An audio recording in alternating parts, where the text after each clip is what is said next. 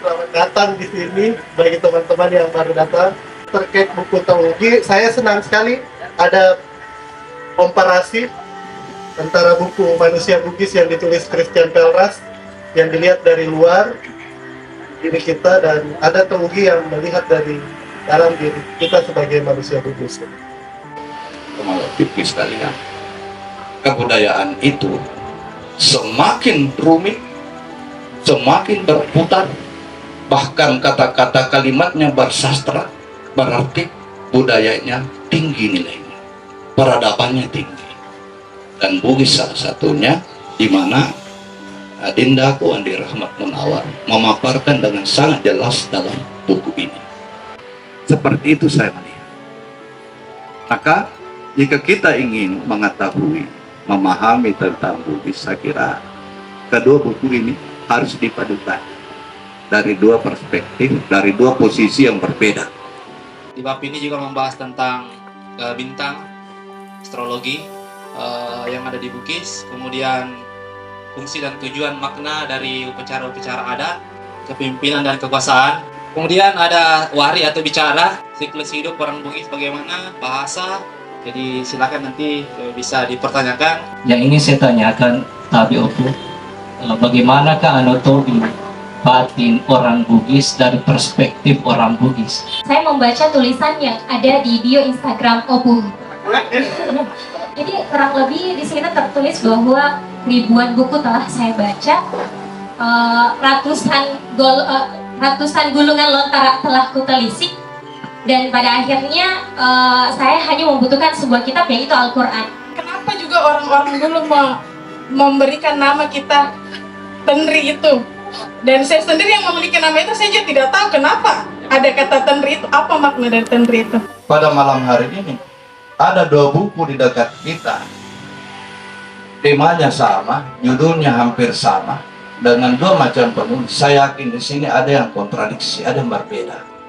Lalu yang mana kita turuti? Karena masih manusia menulis. Sementara Al-Quran adalah tidak ada keraguan di dalamnya, dan hanya itu yang kita butuhkan untuk hidup. Betulan di pagayasan Andi anak itu tandri yang dipakai, baso, besek. Jika ada dalam kampung itu atau kerajaan itu seorang ibu melahirkan anak kembar sepasang, Dindrulawan, kembar emas, satu laki-laki, satu perempuan, maka dibawa ke Soraja, bawa ke istana, dikasih nama Tendri.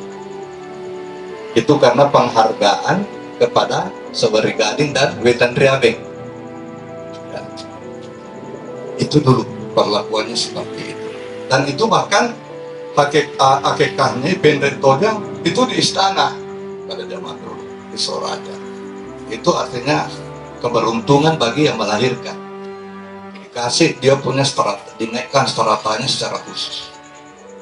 Ogi na dia asal ogi ki nareko angkat anak-anak tah warak tah ingerak de Cina tahu sampai nak pengajar atau motor makada ingerang itu alupe dua ingerangi pape de Cina tahu loriko ingeratoi jamu lo kota we alupe wi de Cina lori tahu namu ingerangi pape jamu lori tahu. Secara geografi Bugis yang mana, dan juga secara identitas Bugis itu yang bagaimana, Opu? Karena saya juga nggak tahu Bugis atau sudah Bugis atau belum.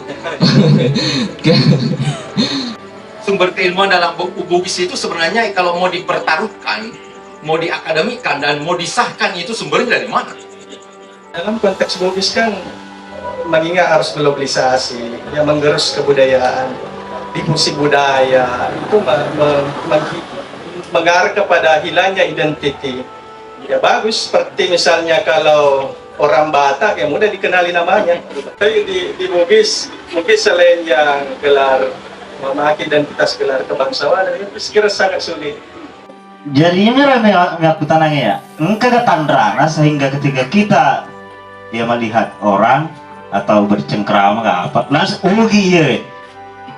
Ataukah Bugis itu sebenarnya bentuknya adalah consciousness, kesadaran.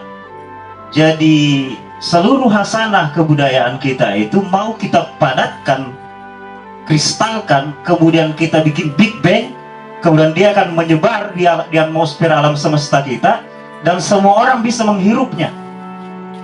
Sehingga bolai siri ini bolai siri, pace dan semua itu mengogin sama. Apakah seperti itu?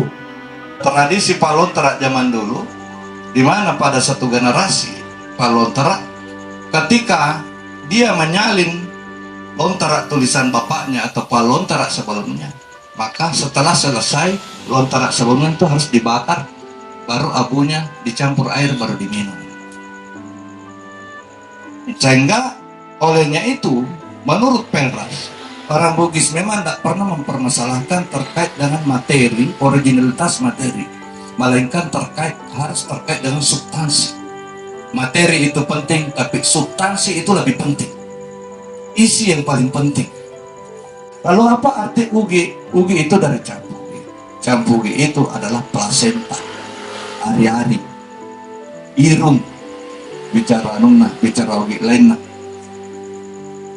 Jadi menurut saya pengertiannya itu adalah irung itu, campugi itu adalah suatu masyarakat yang menyatakan diri lebur menjadi satu, senyawa. Campugi seperti itu, memiliki solidaritas satu sama lain. Ya, itu artinya ugi. Ini saya harap bukan jadi buku terakhir yang dituliskan oleh orang-orang Bugis, tapi ini jadi permulaan untuk jadi inspirasi bagi kita semua. Rio loromai. Urama puadana sunga risengara. Ura letuk na udani temagangka. Makutopa menandro. Ura angkani tu upancaji bola. Onroakul lisu dania mapamujo. Oh iya, angkai aleku ri aleta. Kupale reko angkaki monro mat di bola. Tataroni manyama papenadiku. Nasaba angkani tu mati rewa. Maruai bujut temat. Walan itu kasih paimang aleku. Nekia peku ni odik kasih wala aleku. Napurade neman nengka tasara oleh di ale. Tabe, selamat.